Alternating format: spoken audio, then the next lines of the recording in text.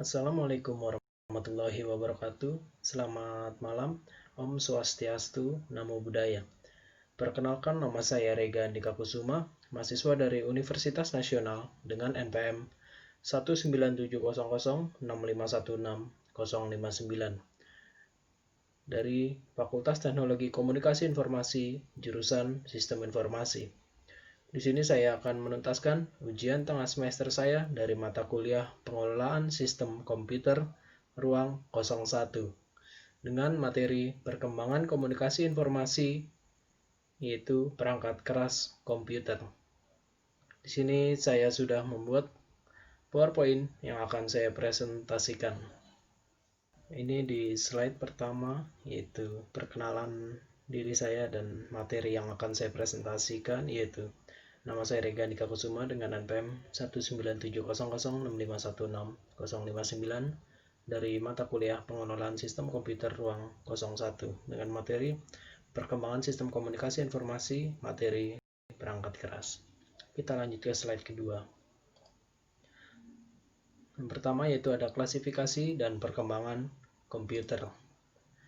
Definisi komputer menurut Ronald H. Sanders adalah sistem elektronik untuk memanipulasi data dengan cepat dan tepat, dan terorganisasikan agar secara otomatis menerima dan menyimpan masukan data, memprosesnya dari hasil pengolahannya yang menyediakan output dalam bentuk informasi. Masih banyak pengertian tentang komputer lainnya. Pada intinya komputer adalah alat elektronik, yang kedua dapat menerima input data, yang ketiga dapat mengolah data, yang keempat dapat memberikan informasi, yang kelima menggunakan suatu program di memori komputer atau stored program. Yang keenam, dapat menyimpan program dan hasil pengolahan. Yang ketujuh, bekerja secara otomatis, kemudian hasilnya ditampilkan alat pengolahan data. Alat pengolahan data ini terbagi dalam 4 golongan, yaitu pertama, alat manual, kedua alat mekanik, ketiga alat mekanik elektronik, yang keempat alat elektronik. Berikut ini adalah beberapa gambar perkembangan pengolahan data dari zaman ke zaman. Yang pertama yaitu ada petroglyphs, yaitu seperti gambar atau ukiran-ukiran yang terdapat di batu besar atau dinding-dinding tembok. Yang kedua, tablet tanah liat. Yang sebelumnya petroglyphs ini terjadi sekitar 30.000 sampai 14.000 sebelum Masehi. Untuk tablet tanah liat terjadi 3.500 sebelum Masehi. Yang ketiga ada papirus, terjadi 2.600 sebelum Masehi. Lalu ada abakus atau cikal bakalnya kalkulus, terjadi pada 2.500 sebelum Masehi adanya abakus. Selanjutnya ada Stonehenge, yaitu pada 1900 sebelum Masehi. Selanjutnya ada Quipus pada 1200 sebelum Masehi. Napier Bones, yaitu dengan kotak yang penuh angka-angka, terjadi pada tahun 1614. Lalu ada Octreothed Slide Rule pada tahun 1621, ini seperti penggaris. Selanjutnya yaitu ada Morland Mechanical Pocket Calculator tahun 1666. Ini tergambar seperti jam dengan angka-angka. Selanjutnya ada Babbage Engine pada tahun 1822. Pada akhirnya muncullah personal komputer yang mengalami perubahan yang cukup pesat sejak tahun 1993. Ini diawali sejak penggunaan disket 51/4 inch pada komputer 8038 yang saat itu merupakan prosesor yang handal dan tetap bertahan sampai pada saatnya sistem operasi Windows mulai mendominasi sistem operasi komputer saat itu. Lalu diikuti perkembangan jaringan internet dan perkembangan perangkat keras dan perangkat lunak sampai dengan mobile personal computer. Tentunya perkembangan ini memiliki beberapa tahapan yang cukup panjang sampai saat ini. Untuk slide selanjutnya itu tahapan perkembangan personal komputer. Untuk generasi pertama pada tahun 1940 sampai 1959. Untuk generasi pertama, generasi ini dimulai dengan dibuatnya sebuah mesin yang bernama NIAC pada 5 Juni 1943, yang merupakan singkatan dari Electronic Numerical Integrator and Computer, yang dibuat oleh kerjasama antara pemerintah Amerika dan University of Pennsylvania. Terdiri dari 18.000 tabung vakum, 70.000 resistor, 10.000 kapasitor, 75.000 relay, dan saklar. Lalu tempat lebih dari 500 meter persegi. volume 105 meter kubik, dan 5 juta titik solder. Berat komputer ini lebih dari 30 ton dan mengkonsumsi daya sebesar 160 kW.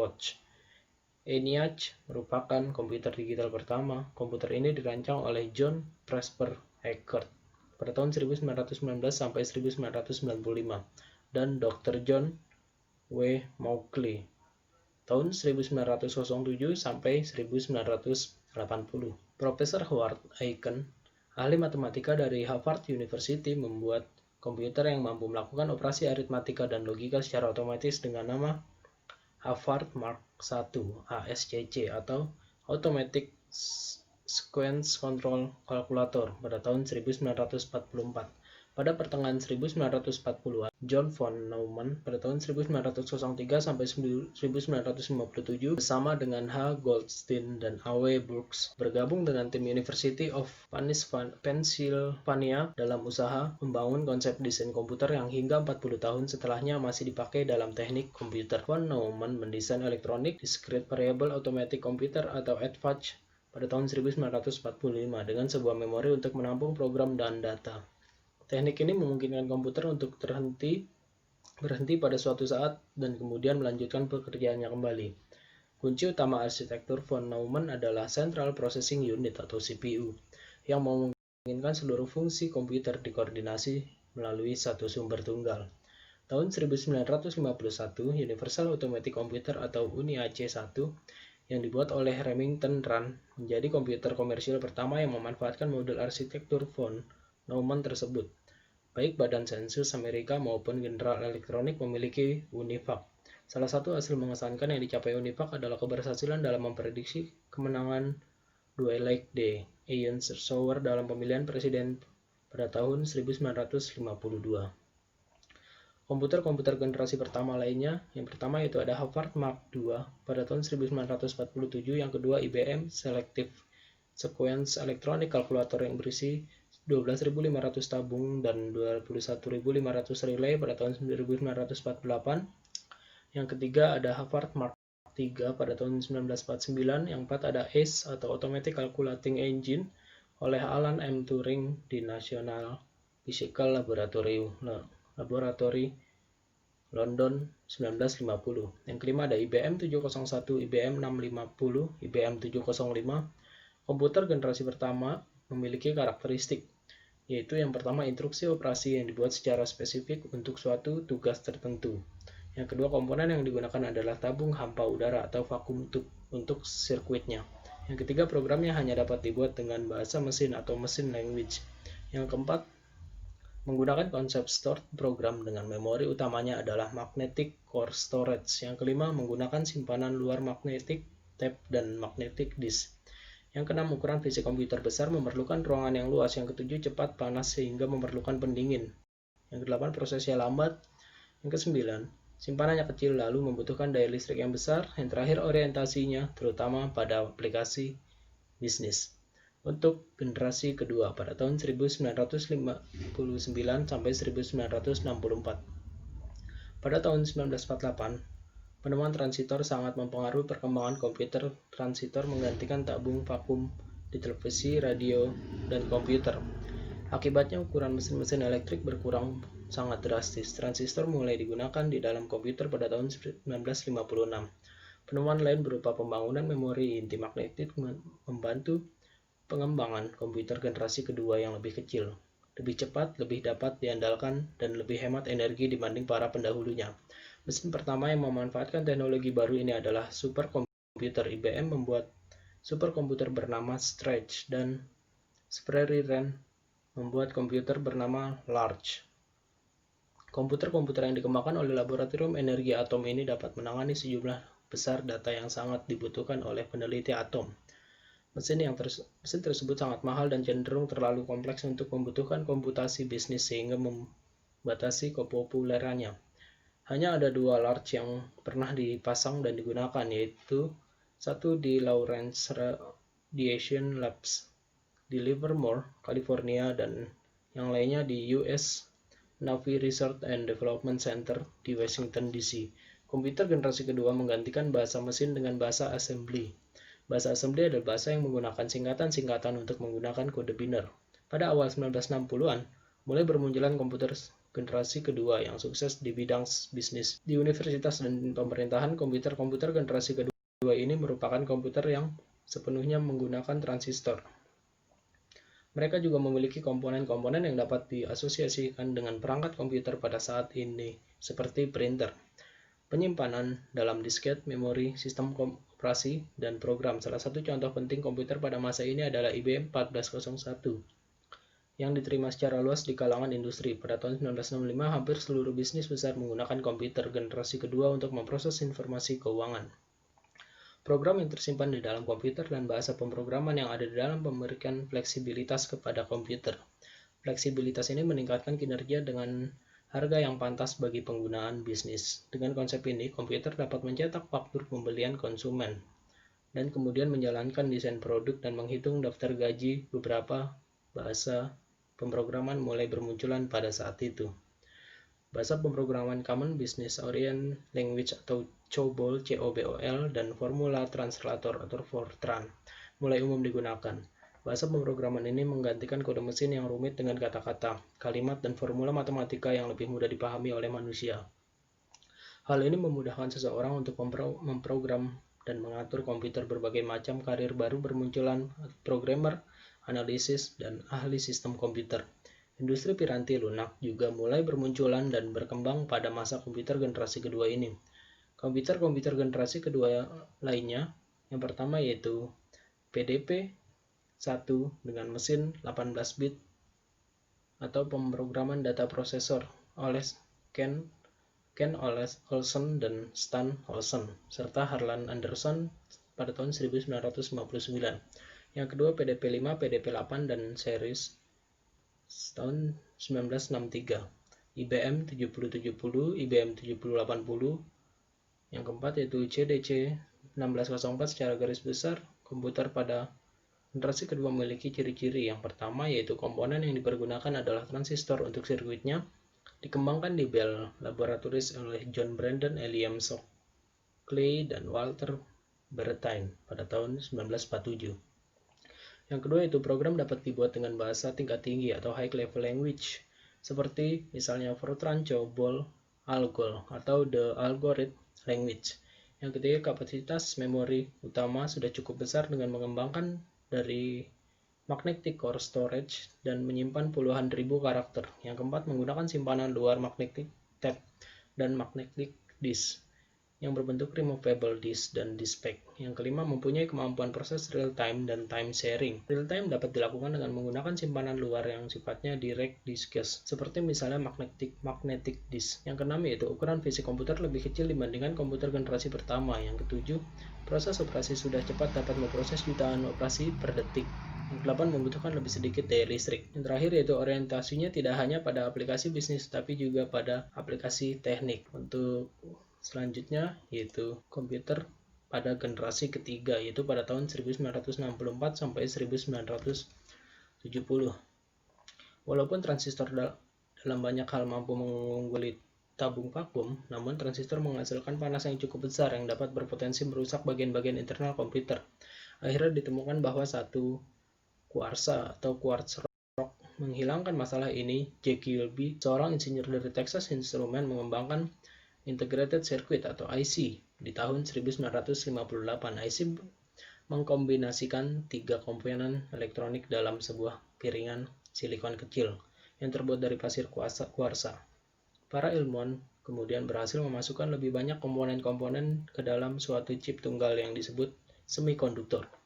Hasilnya komputer menjadi semakin kecil karena komponen-komponen dapat didapatkan dalam chip. Kemajuan komputer generasi ketiga lainnya adalah penggunaan sistem operasi atau operating system yang memungkinkan mesin untuk menjalankan berbagai program yang berbeda secara serentak dengan sebuah program utama yang memonitor dan mengkoordinasi memori komputer.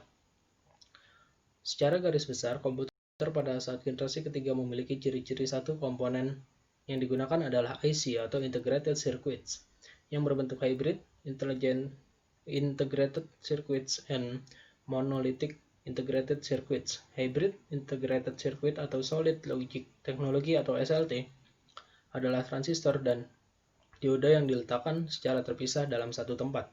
Yang kedua, peningkatan dari software-nya. Yang ketiga, lebih cepat dan lebih tepat. Kecepatan hampir 10.000 kali dari komputer generasi pertama. Ukuran kecepatannya adalah microseconds atau jutaan operasi per detik, bahkan sampai nanosecond, miliar operasi per detik. Selanjutnya, kapasitas memori komputer lebih besar, dapat menyimpan ratusan ribu karakter.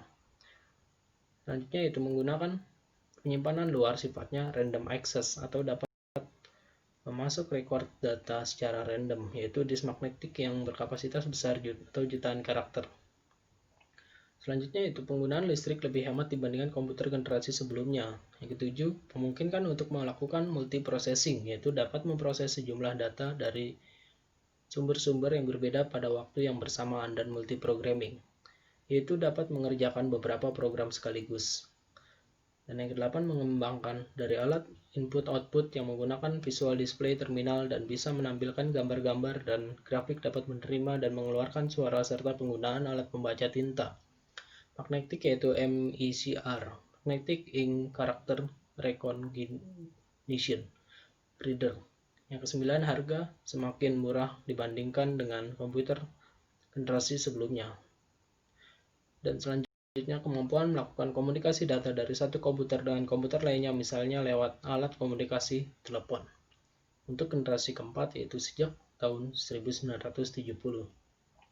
Setelah IC, tujuan pengembangan menjadi lebih jelas, yaitu memperkecil ukuran sirkuit dan komponen-komponen elektrik. Large Scale Integration atau LSI dapat memuat ratusan komponen dalam sebuah chip. Pada tahun 1980-an, Very Large Scale Integration atau VLSI dapat memuat ribuan komponen dalam sebuah chip tunggal. Ultra Large Scale Integration atau ULC meningkatkan jumlah tersebut menjadi jutaan. Kemampuan untuk memasang sedemikian banyak komponen dalam suatu keping dan yang berukuran setengah keping uang logam mendorong turunnya harga dan ukuran komputer. Hal tersebut juga meningkatkan daya kerja, efisien, dan keandalan komputer. Selanjutnya, chip Intel 4004 yang dibuat pada tahun 1971 membawa kemajuan pada IC dengan meletakkan seluruh komponen sebuah komputer atau Central Processing Unit, memori, dan kendali input atau output dalam sebuah chip yang sangat kecil. Sebelumnya, IC dibuat untuk mengerjakan suatu tugas tertentu yang spesifik. Sekarang, sebelum mikroprosesor dapat diproduksi dan kemudian diprogram untuk memenuhi seluruh kebutuhan yang diinginkan, tidak lama kemudian, setiap perangkat rumah tangga seperti microwave oven, televisi, dan mobil dengan electronic full injection dilengkapi dengan mikroprosesor.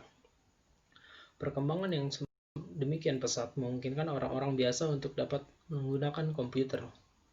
Komputer tidak lagi menjadi dominasi perusahaan-perusahaan besar atau lembaga pemerintah. Pada pertengahan tahun 70-an, perakit komputer menawarkan produk komputer mereka ke masyarakat umum. Komputer-komputer yang disebut mini komputer ini dijual dengan paket piranti lunak yang mudah digunakan oleh kalangan awam. Piranti lunak yang paling populer pada saat itu adalah program word processing dan spreadsheet. Pada awal 80-an, video game seperti Atari 2600 menarik perhatian konsumen pada komputer rumahan yang lebih canggih dan dapat diprogram. Pada tahun 81, IBM memperkenalkan penggunaan personal komputer atau PC untuk penggunaan di rumah, kantor, dan sekolah. Jumlah PC yang digunakan melonjak dari 2 juta unit di tahun 1981 menjadi 5,5 juta unit di tahun 1982. 10 tahun kemudian, 65 juta PC digunakan. Komputer melanjutkan evolusinya menuju ukuran yang lebih kecil, dari komputer yang berada di atas meja atau desktop komputer menjadi komputer yang dapat dimasukkan ke dalam tas atau laptop, atau bahkan komputer yang dapat digenggam. Selanjutnya yaitu generasi kelima. Generasi kelima mendefinisikan komputer generasi kelima menjadi cukup sulit karena tahap ini masih sangat mudah. Contoh imajinatif komputer generasi kelima adalah komputer dengan kecerdasan buatan atau artificial intelligence, komputer yang cukup memiliki nalar untuk melakukan percakapan dengan manusia, menggunakan masukan visual dan belajar dari pengalamannya sendiri. Walaupun mungkin realisasi komputer ini masih jauh dari kenyataan, banyak fungsi-fungsi yang dimilikinya sudah terwujud. Beberapa komputer yang dapat menerima instruksi secara lisan dan mampu meniru nalar manusia. Kemampuan untuk menerjemahkan bahasa asing juga menjadi mungkin. Fasilitas ini tampak sederhana, namun fasilitas tersebut menjadi jauh lebih rumit dari yang diduga ketika programmer menyadari bahwa pengertian manusia sangat bergantung pada konteks dan pengertian dari sekedar menerjemahkan kata-kata secara langsung. Banyak kemajuan di bidang desain komputer dan teknologi semakin memungkinkan pembuatan komputer generasi kelima. Dua kemajuan raksasa yang utama yaitu kemampuan pemrosesan paralel yang akan menggantikan model non-Neumann. Model non-Neumann akan digantikan dengan sistem yang mampu mengkoordinasikan banyak CPU untuk bekerja secara serentak. Kemajuan lain adalah teknologi superkonduktor yang memungkinkan aliran elektrik tanpa ada hambatan apapun yang nantinya dapat mempercepat kecepatan informasi. Jepang adalah negara yang terkenal dalam sosialisasi jargon dan proyek komputer generasi kelima. Lembaga Institute for New Computer Technology atau ICOT dapat juga dibentuk untuk merealisasikannya. Banyak kabar yang menyatakan bahwa proyek ini telah gagal. Namun beberapa informasi lain mengatakan bahwa keberhasilan proyek komputer generasi kelima ini akan membawa perubahan baru bagi paradigma komputerisasi di dunia. Selanjutnya itu jenis-jenis komputer berdasarkan data yang diolah komputer dapat dibedakan atas yang pertama yaitu analog komputer. Komputer analog digunakan untuk data yang sifatnya kontinu dan bahkan data yang berbentuk angka tetapi dalam bentuk fisik. Seperti misalnya arus listrik, temperatur, kecepatan, tekanan, dan lain sebagainya. Output dari komputer analog umumnya adalah pengaturan atau pengontrolan suatu mesin. Yang kedua ada digital komputer. Data komputer analog diterima dalam bentuk continuous, sedang data yang diterima oleh komputer dalam bentuk angka atau huruf komputer digital biasanya digunakan untuk aplikasi bisnis. Keunggulan komputer digital adalah sebagai berikut. Yang pertama, memproses data lebih tepat dibandingkan dengan komputer analog. Dapat menyimpan data selama masih dibutuhkan oleh proses. Dapat melakukan operasi logika, yaitu membandingkan dua nilai dan menentukan hasilnya, yaitu membandingkan dua elemen, nilai yang satu lebih kecil atau sama dengan atau lebih kecil sama dengan atau lebih besar sama dengan. Selanjutnya yaitu data yang telah dimasukkan dapat dikoreksi atau dihapus. Output dari komputer digital dapat berupa angka, huruf, grafik maupun gambar. Yang ketiga yaitu ada hybrid komputer. Di dalam aplikasi yang khusus dibutuhkan suatu komputer yang mampu menyelesaikan permasalahan yang cepat dari komputer digital dan lebih tepat dari komputer analog. Komputer ini merupakan kombinasi dari komputer analog dan komputer digital dan disebut dengan hybrid komputer atau komputer hybrid. Slide selanjutnya yaitu komputer berdasarkan ukurannya. Yang pertama yaitu ada mikrokomputer. Mikrokomputer atau komputer mikro disebut juga dengan nama personal komputer atau komputer personal. Ukuran main memori komputer mikro sekarang berkisar dari 16 MB sampai lebih dari 128 MB dengan konfigurasi operan register 8 bit, 16 bit atau 32 bit. Kecepatan komputer mikro sekarang berkisar 200 MHz sampai dengan 500 MHz. Yang kedua yaitu mini komputer. Komputer mini dapat bersifat multi-user, pemakaiannya banyak, yaitu sebuah komputer mini dapat mempunyai beberapa terminal dapat digunakan bersama-sama oleh banyak pemakai. Yang ketiga yaitu small computer. Small computer disebut dengan nama small computer. Sekarang kebanyakan menggunakan sistem multi-programming, multi-processing, dan virtual storage, serta multi-storage dengan jumlah terminal sampai dengan ratusan buah. Yang keempat yaitu ada medium computer. Medium komputer disebut juga dengan nama scale mainframe computer. Medium komputer dapat juga mempunyai sejumlah besar dan bermacam-macam alat input atau output. Yang kelima yaitu ada large computer. Disebut juga dengan nama mainframe computer atau large scale mainframe computer.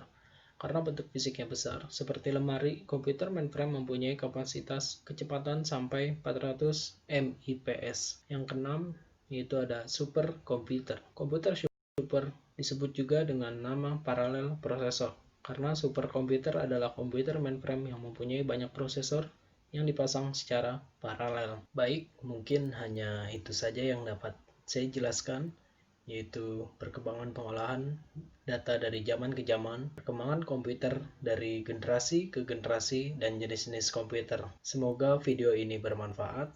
Kurang lebihnya mohon dimaafkan. Wabillahi taufik walhidayah. Wassalamualaikum warahmatullahi wabarakatuh.